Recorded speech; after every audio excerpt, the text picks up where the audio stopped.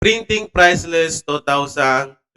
So yung topic natin guys ay para sa ating pag-print ng ating documents na may picture at text. Yan. So meron tayo ditong mga example na pwede nating magamit sa ating printing business. Sa mga nag-uumpisa pa lang dyan sa ating hindi maalam kung ano yung presyo ng ating picture only, picture with text na printing price list natin. Okay, so meron tayo ditong picture only. So meron tayong sample, ayan. So meron tayong short size, A4 size, saka yung long size. May iba-iba kasi siyang presyo. So tulad dito, itong sample natin, ayan. So isang short size or A4 size, long size, ito yung ipiprint natin. So pag ganito, sa short size, 7 pesos yung pinaka price niyan. So pwede nyo siyang gawing 7 or gawing 8. So, ito yung mga sample dyan. Ayan, o. So, makikita nyo naman yan. So, meron tayong A4 size, 8 pesos. So, mas mataas siya ng piso dun sa short size natin. So, meron tayong long size, 9 pesos pag ganito ipiprint. O ganito yung papaprint sa inyo ng customer. So, ganyan yung pinaka-pricing niya. Ayan. So, meron dito tayong picture only, pero meron siyang partially colored. Ayan. So, may kulay siya sa taas at yung black dito sa baba. So, isang papel yan. So, magkakaibang ngalan ng size. May short size, A4 size, long size. Short size, 10 pesos yung pinaka-presyo. Yung ganitong documents na ipapaprint ng customer natin. Ayan. So, meron din tayong maliit lang na portion. So, colored naman yan. So, parehas lang din naman. Di ba? Sa A4 size, 10 pesos. So, pwede nyo siyang gawing 12. Ayan. So, pag short size, 10 pesos. Pag sa A4 size, 12. At sa long size naman ay gawin natin siyang 15. Ayan. So, idea lang din yan. Short size, 10 pesos. A4 size, 12 pesos. Long size, 15 pesos. Ayan. So, isang papel yan. So, picture only, pero partially colored siya. So, meron naman example dyan sa ating picture na yan. So, next natin ay picture only. So, buong papel siya na picture lang, pero buo siya. Ayun, no? Diba? So, may mga example naman yan. Sa short size, 15 pesos. So, pwede nyo dagdagan, pwede nyo bawasan. Sa A4 size, 15 pesos. So, gawin natin siyang 16 or 17. So, depende sa inyo, guys. Okay? Sa long size, 18 pesos. So, pwede mo siya gawing 20.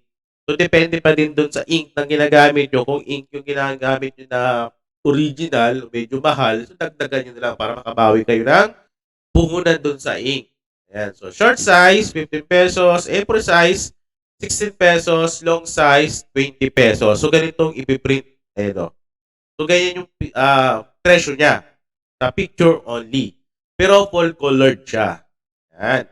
So, meron tayong picture only, black and white, picture only, partially colored, at picture only, full colored. So, yun yung mga ideal pricing natin. So, pwede nyo sundin para meron kayong idea. Pero dagdagan, pwedeng bawasan. So, depende sa inyo yan, guys. Okay? So, parang idea lang din to. Okay? So, next natin yung text with picture at yung text with picture partially colored at yung text with picture with full colored. Ayan. So, dito muna tayo sa text with picture, black and white. So, ganitong itsura. Ayan, o. Ayan. So, 8 pesos. So, depende. Gawin yung 9. Sa short size, sa A4 size, gawin yung 10. Sa long size, gawin yung 12. So, depende sa inyo guys kung magkano. Para sa ating text with picture, black and white. So, mayroon namang dyan, sample ito. Yung mga nagpapaprint sa atin mga estudyante. Ganyan yung tsura. Okay? So, text with picture para sa partially colored. Ayan. So, meron naman siyang text pero meron siyang picture na may kulay. Ayan, o. Example. So, short size, 12 pesos. A4 size, 12 pesos. Long size, 15 pesos. So, pwede nyo dagdagan, pwede nyo bawasan yan. So, meron namang example ng documents na ipapapalit sa inyo yung ganito. May text tapos may picture na may kulay. Yan. So, next natin, text with picture para sa full colored. Ito yung pinaka-itsura niya, guys. Meron siyang picture na may colored. Ayan. So, meron naman sample. Diba? So, ang short size niyan ay 15 pesos. A4 size, 15 pesos. So, pwede natin siyang palitan. Gawin natin siyang 18. Ayan. So, long size, 20 pesos. Ayan. So, pwede nyo siya bawasan, guys. Pwede rin yung dagdagan. So, depende sa inyo, ha. Ayan. So, depende din sa ipipresyo nyo. Ayan. So, dito nga pala, ito ay mga ready to print na.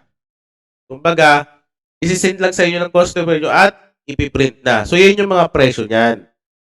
So, iba pa rin yung presyo pag kayo yung mag-a-arrange doon sa documents. Kunyari, ay kukunin mo yung image sa Google, tapos ilalagay mo doon sa Word file, tapos lalagyan ng text. So, may dagdag bayad din yun. So, nakalagay naman dito, additional payment will be charged if in editing and formatting of files if it's not ready to print. So, may idagdag bayad yun kung kayo pa ang gagawa. Okay? Kunyari, yung long size, 20 pesos, di ba? Yung ganitong itsura.